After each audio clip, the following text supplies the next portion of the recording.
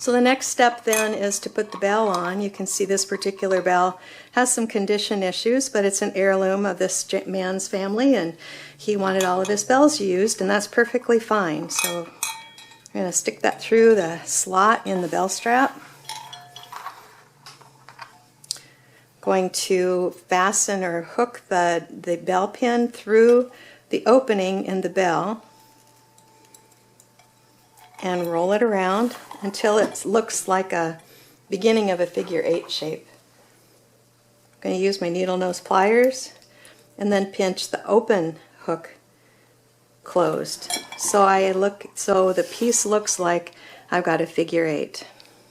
Then repeat the process I did earlier of fishing the bell strap down through the first slot, pulling it tight, checking for reasonable alignment. This one looks like it went a little too far, so I'm going to pull it back just a tiny little bit. And then the harder part is putting the tip of the bell strap through the back side of the leather. So I'm going to bend this back a little bit to open up that slot, make it a little easier for the bell strap to go through, and keeping it bent back a little bit, I'm going to pull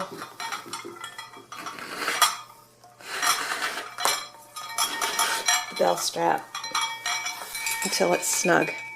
So what it looks like on the back is just a relatively flat lace through, and obviously it looks like this in front. I'm going to check my alignment again. This looks pretty well centered. That one, I think the bell slot is a little too close to here, so I'm just going to pull on it, and sometimes I can get just a tiny bit more room, and it looks like that's probably a little better. Another thing I do with my bells is I pay attention to the orientation of the bell as I put them on the leather. The number 15 is upside down from my perspective, but all my bells that are marked like that all are going the same way.